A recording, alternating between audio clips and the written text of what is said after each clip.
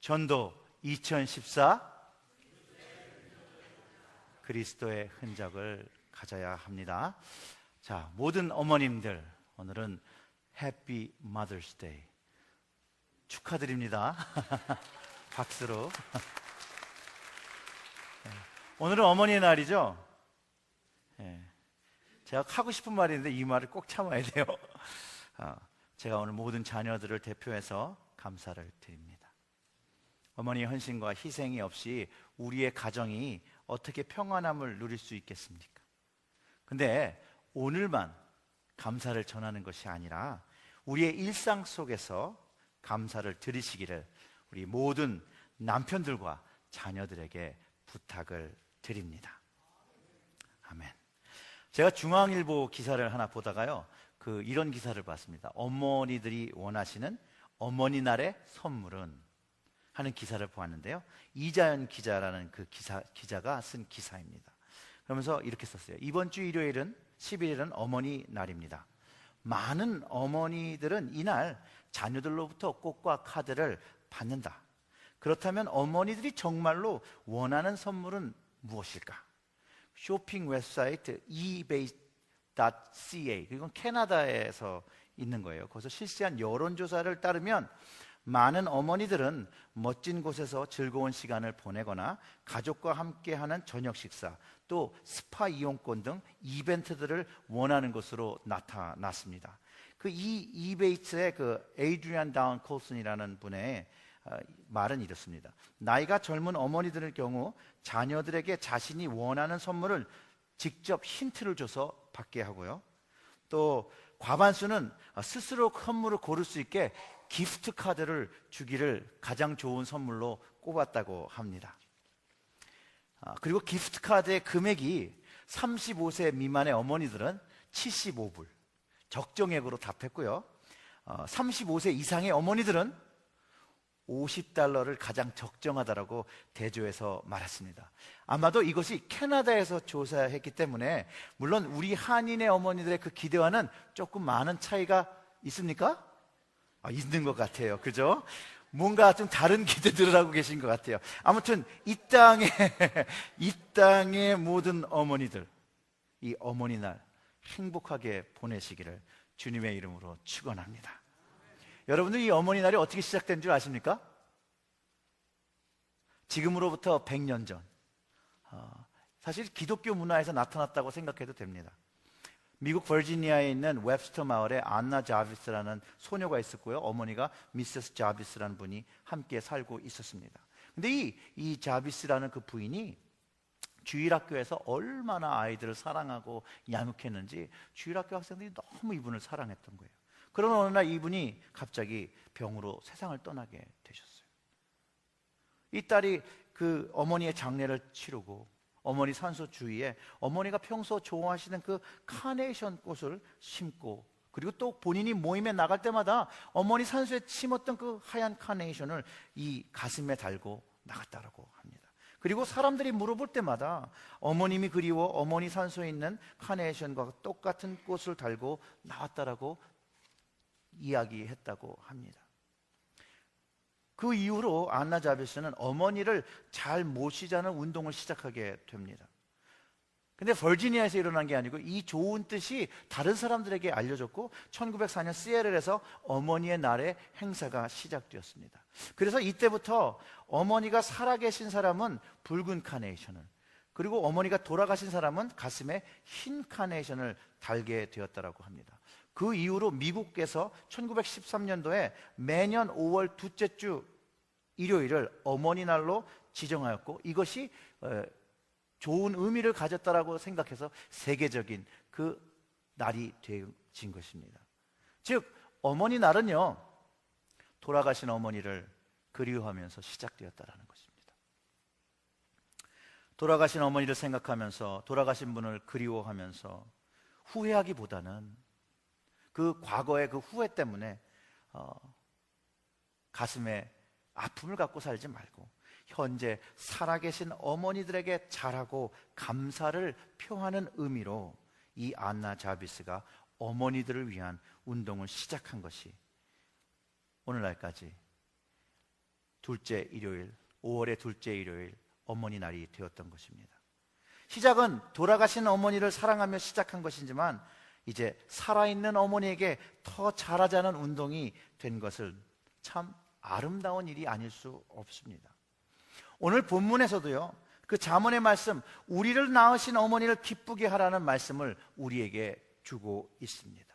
물론 아버지와 어머니를 모두 포함한 말씀입니다. 다시 그 잠언의 말씀을 보면 이렇죠. 너 낳은 아비에게 청종하고 늙은 어미를 경히 여기지 말지니라. 진리를 사고 팔지 말며 지혜와 훈계와 명철도 그리할지니라. 의인의 아비는 크게 즐거울 것이요 지혜로운 자식을 낳은 자는 그를 인하여 즐거워할 것이니라. 내 부모를 즐겁게 하며 너 낳은 어미를 기쁘게 하라. 아멘. 너무나도 좋은 말씀이죠. 너무나도 옳은 말씀입니다. 우리가 듣기만 해도 동의가 되어지는 말씀입니다. 우리를 낳아주신 부모님의 말씀을 청종해야 된다는 것이죠.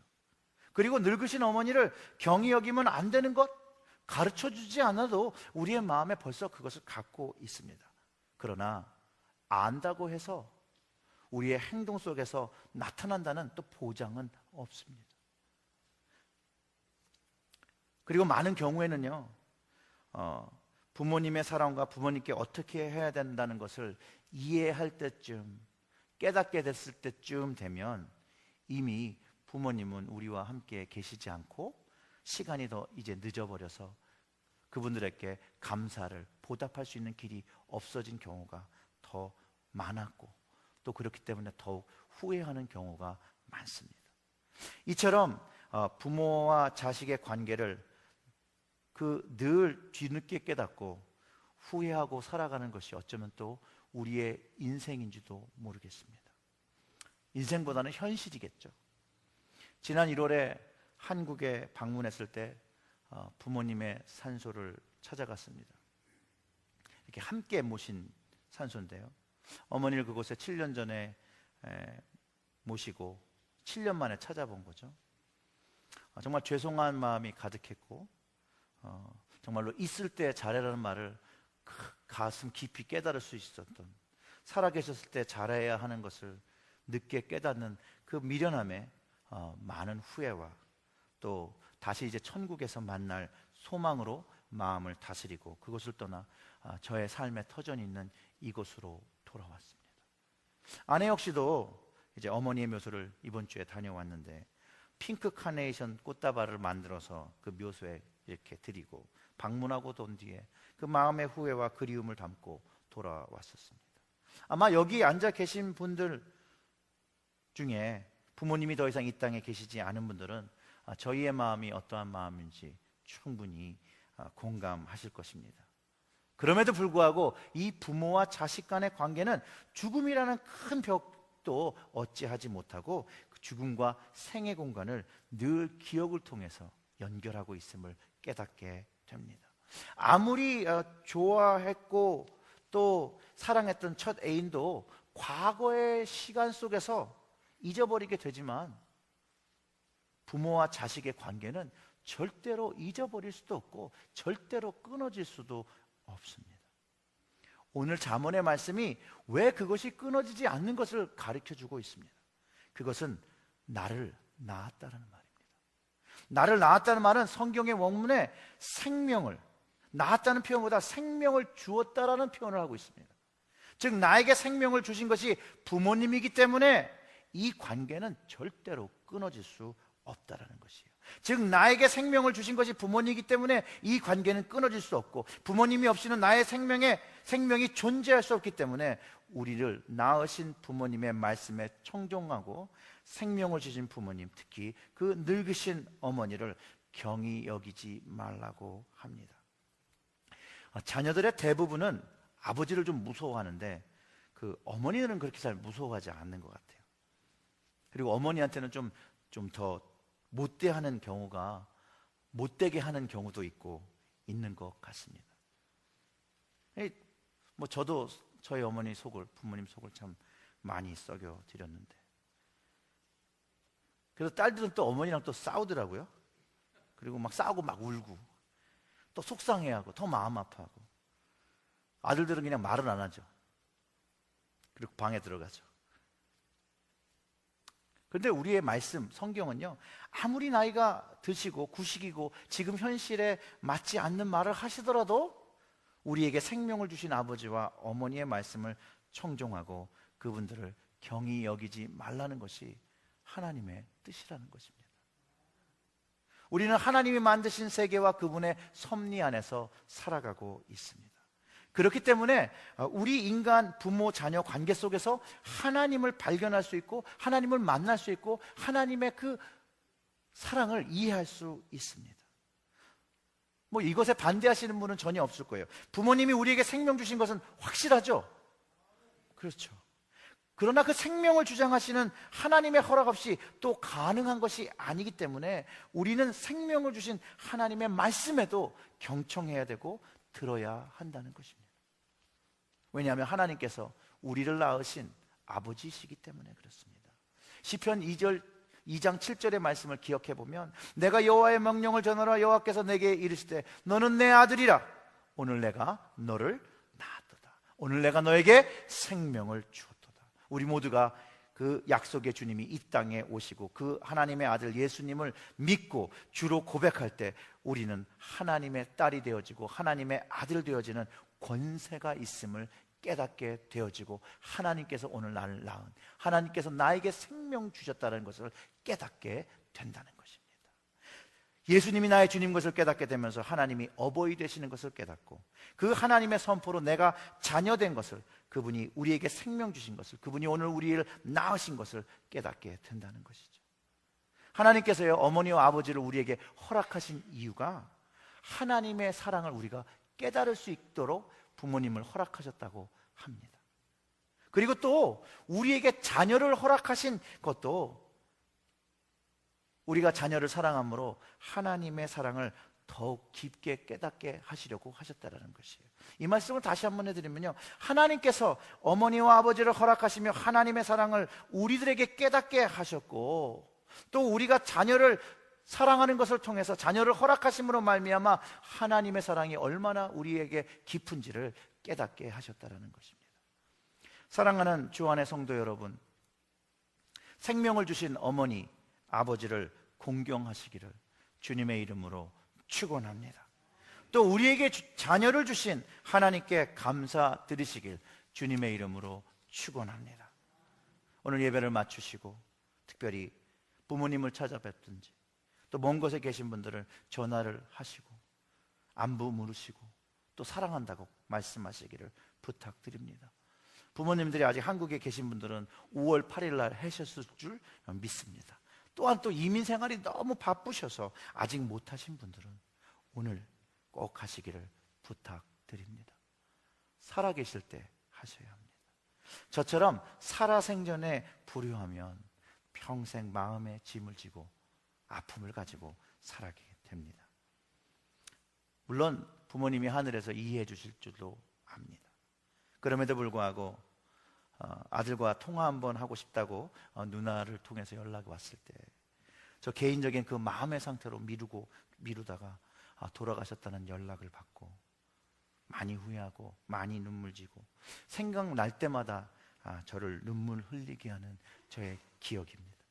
사랑하는 성도 여러분, 개개인마다 모든 사정이 있고 상황이 있음을 압니다. 그럼에도 불구하고 나이 드신 부모님께 안부를 전하시고 자식된 도리를 하시면 하나님께서 여러분들을 더 많은 축복을 해주실 줄 믿습니다. 세월호의 희생자이신 그 고 최창복 씨는요, 한 달 뒤에 아들 결혼식을 앞두고 이제 동창들과 제주도로 놀러 가시기 위해서 그 세월을 타고 제주도 가시다가 참사를 당하셨다라는 이야기를 들었습니다. 가족들이 세월호의 소식을 듣고 진도로 내려가고 어머니의 소식을 기다리는데 생사의 소식을 몰랐다는 것이죠. 근데 그 막내 아들의 결혼식이 이제 오는 거예요. 가족들이 너무너무 고민을 했는데 결국 그 막내 아들 결혼식을 강행했다라고 합니다. 가족사에서는 어머니의 생사도 모르는데 막내 결혼식 취소해야 되는 것이 아니냐라는 얘기가 나왔지만 아마도 그때 어머니가 돌아가셨다고 생각들 하신 것 같아요. 가족들은 누구보다 그 막내 결혼을 오래 기다려왔던 그 어머니의 마음을 존중해서 예정대로 결혼식을 진행했다고 합니다. 가족들과 몇몇 지인만 모여서 식을 올리고 축가, 패백, 신혼여행 모두 다 취소하고요. 그냥 예식만 올리고 결혼식을 마쳤을 때 그 이틀 뒤에 곧 최창복 어머니의 시신이 친구들과 함께 3층 다인실에서 발견되었다고 합니다. 그 아들이 그 어머니가 보낸 문자를 간직하고 있어서 그것을 이제 기자한테 나눴는데 그 내용이 이렇습니다. 아들, 목소리 들은 지 오래됐네. 이번 달은 카드값이 많이 나왔어요. 농자재를 사느라고 그래요. 미안해. 아들도 힘들고 바쁘겠지만 아버지한테 전화 한 통 해드리지. 그럼 힘내실 텐데. 요즘 힘들어 하시거든. 이 정석 씨는 이 문자의 메시지를 본인 SNS에 올려놓고 이렇게 말했다고 합니다. 지난해 이맘때도 우리 엄마는 자식들과 남편인 아버지만 생각하고 계셨다. 어머니 사랑합니다 라고 적어 놓았더라고 해요. 그리고 그 3남매가 내린 결론이 뭐냐면요, 그게 어머니 생전 마지막 어버이날이었네요. 자꾸 못해드린 것만 생각나요 라고 마음속에 그 후회를 나누었다고 합니다. 아직도 많은 세월호의 희생자들 가족들이 절규하며 슬퍼하며 울고 있습니다. 아직도 시신을 찾지 못하고 시신만이라도 돌아오길 기다리면서 망망대해를 바라보며 기도하며 눈물 짓는 가족들이 있습니다. 희생자 모든 가족들 그리움과 후회로 눈물 짓고 있으며 또 이 참사에 잘 대처하지 못한 정부에 분노하고 있습니다. 오늘 아마 뉴욕타임스 신문에 세월호 참사를 잘 대처하지 못한 정부의 일침을 가하는 광고가 실렸다고 합니다. 한국에서는요, 어버이날, 어린이날 모두 경건하고 좀 조신하게 보내졌다고 합니다. 다른 이의 아픔을 함께하고 조신할 때 세월호의 희생자들 가족의 그 마음의 위로가 더욱더 생길 것을 저는 확신합니다. 그러나 순간적인 감정으로 슬퍼하고 분노함을 한꺼번에 쏟아놓지 말고 이런 경험을 오래오래 기억하며 희생자의 가족들과 함께하고 기도해주고 슬퍼해준다면 좋을 것 같습니다. 제가 청년의 시절에 그 전두환 전 대통령이 한국 국민을 이제 비하하면서 말한 게 끓는 냄비라고 비하하면서 3일만 방송으로 물타기를 하면 금방 그 열기가 식는다는 말을 했다는 말을 듣고 청년의 시기에 굉장히 분노했던 적이 있었습니다. 맞습니다. 우리는요, 끓는 양은 냄비가 아닌 가마솥 중에 좀 돌솥이 되어져야 합니다.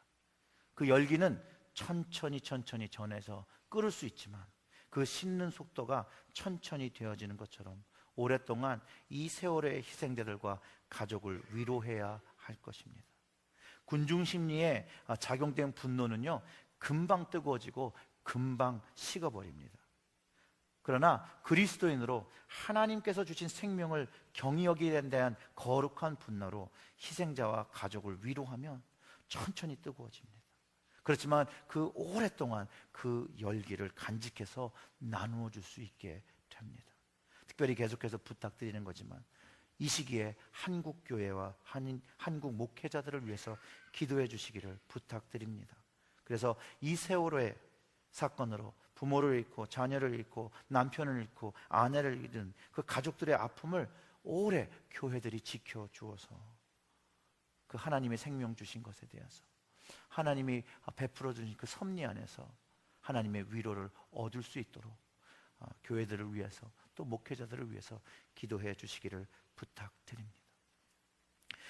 우리의 사랑하는 사람들이 죽었을 때 우리는 미련하게도 그제서야 부모님의 그 귀중함, 사랑한 사람의 귀중함을 깨닫게 됩니다. 또한 함께 그 시간을 보낸 사람의 그 귀중함을 깨닫게 됩니다. 우리가 그냥 가족들과 살고 있는 것 같지만, 인생을 살면서 나만 힘들고 어렵게 사는 것 같지만, 그저 오늘 숨을 쉬고 함께 살고 있는 그 자체만도 얼마나 감사한 것인 것을 깨닫게 될 때 우리는 삶 속에서 진리를 터득하게 됩니다. 어느 순간에 우리가 사랑하는 이들과 함께 할 수 없다는 것을 알게 될 때, 이전에 생각하지 못하고 생각하고 계획했던 그 모든 것이 전도자의 기자의 말씀처럼 헛된 것이라는 것을 깨닫게 되고, 그리고 우리 삶의 관점이 바뀌어지게 됩니다. 그러면서 조그만 것에, 아주 조그만 것에 감사를 표하면서 살게 되고요, 조그만 것에 감동받게 되고요, 조그만 것에 기뻐하게 되고, 그런 모든 것으로, 조그만 것으로 살아가는 방법, 조그만 것으로 행복해지는 방법들을 깨닫게 됩니다. 잠언의 말씀, 그 23절의 말씀이 진리를 사고서 팔지 말고 지혜와 훈계와 명철도 그리할지니 의인의 아비는 크게 즐거울 것이요 지혜로운 자식을 낳는 자는 그를 이르냐여 즐거워할 것이라는 그 말씀의 뜻은, 생명의 귀중함이 그 어떤 것보다 중요한 것을 깨달은 진리, 최고의 가치가 있는 것이니 그것을 얻고 누리고 살기 위해서 모든 희생과 가치를 지불하고 한 번 얻은 진리는 망각하지 말라며 강조하는 것입니다. 그래서 의인의 아비, 진리와 지혜와 훈계와 명철을 찾으며 그의 삶에 적용한 사람은 부모님만 아니라 궁극적으로는 하나님을 기쁘시게 하는 자, 즐겁게 하는 그 자녀가 되었다라고 이야기합니다. 그리고 25절의 말씀이 다시 한번 반복하며 내 부모를 즐겁게 하며 너 낳은 어미를 기쁘게 하라고 합니다. 부모님을 즐겁게 하시고 기쁘게 하시는 것이 하나님의 뜻인 것을 우리 마음에, 여러분의 마음에 새기기를 원합니다. 저는 이 말씀을 뒤집어서 생각해도 전혀 문제가 없다고 생각합니다. 내 하나님을 즐겁게 하며 너 낳으신 하나님을 기쁘게 하라. 저는 전혀 무리가 없다고 생각합니다. 에베소 6장 2절과 3절의 말씀을 참고하면 이렇습니다. 내 아버지와 어머니를 공경하라. 이것은 약속에 있는 첫 계명이니 이는 내가 잘되고 땅에서 장수하리라. 하나님이 주신 계명에 포함되어 있는 부모님을 향한 축복의 말씀입니다. 부모님께 잘하면 하나님께서 축복하신다고 하죠. 이 땅에 축복이 있다고 하죠. 하나님 아버지께 잘하면 우리가 하늘에서 장수하고 하늘에서 영원한 삶을 살게 되는 복을 얻는다라고 이야기합니다. 우리에게 생명 주신 그 부모님을 주신 하나님께 먼저 영광을 드립니다. 생명을 주셔서 오늘 살아가게 하는 부모님께 감사드리시기를 주님의 이름으로 권면합니다. 또 가정을 꾸리게 하셔서 남편과 아내로 살아가게 하신 하나님께 영광과 감사를 드리시고, 또 자녀를 주신 것에 감사와 찬양을 드리시고, 다른 것에 너무 욕심내지 마시고 오늘 함께 같이 있고 같이 밥 먹고 같이 살 수 있는 것만으로도 하나님께 감사와 찬양을 드리시길 주님의 이름으로 축원합니다. 행복과 기쁨은요, 무엇을 성취함으로 얻는 것이 아니라 이미 내 삶 중심 속에, 내 삶 안에 있는 것 안에서 발견하고 기뻐하고 행복을 누리는 것을 깨닫게 되는 놀라운 축복이 이 어머니 날에 경험되어 주시기를 주님의 이름으로 축원합니다. 우리 주변 분들에게 이렇게 인사합니다.